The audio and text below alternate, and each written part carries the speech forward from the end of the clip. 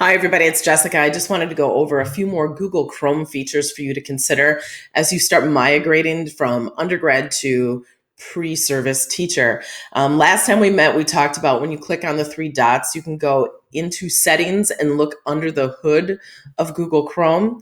We also talked about casting, and we really spent some time diving into the concept of organizing your digital presence in Google bookmarks within Chrome. I highly recommend you spend some time just setting up the foundation or structure, the infrastructure of how you function in Chrome. It will make your presence and like your functionality in Chrome so much more smooth. So something that I did not cover though would be the concept of pinning tabs. If you have a tab here that you don't want to close out of, and you want to keep it open all day, I like to right click on my tab and click pin.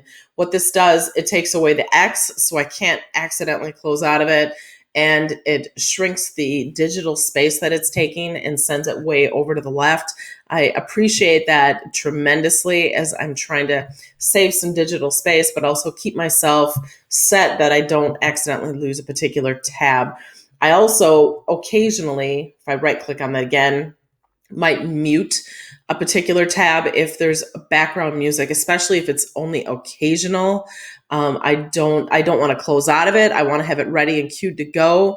But I don't want the audio to play. So, for example, maybe YouTube music, or for me, a playlist of some type playing in the background. I don't want to close out of the tab. And if I don't mute it for some reason, right, I could always just at least mute the overall site. The one new feature that I don't really like, but I'll share it with you, is to add tabs to group.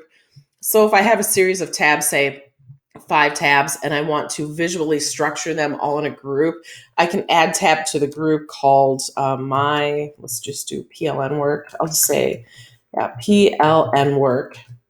And this would be best suited for someone who's got like 20 tabs open and you're sorting through them all trying to figure out where's my PLN stuff. Well, you can visually organize it accordingly by this line here. So I can right click on another and I'll take add tab to group, new group, ed tech stuff. So do you see how visually things are kind of getting color coded? A lot of teachers, I'm sure, like that. I particularly don't, because it starts to hog up that digital space. And as soon as I go to pin one of those tabs, I lose the structure.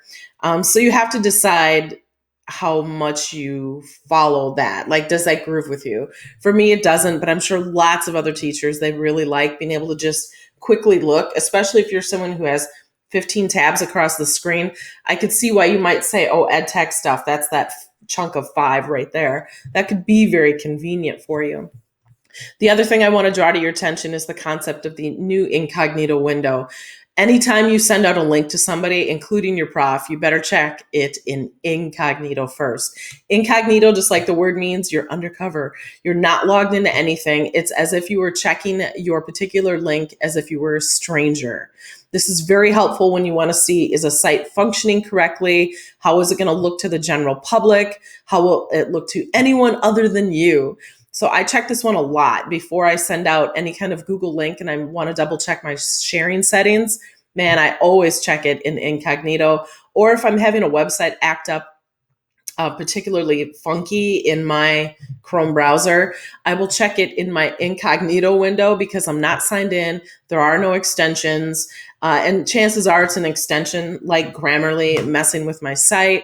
Sure enough, if I go over to incognito, test the same process, voila, it works. Then I know it's something I did to my Chrome browser.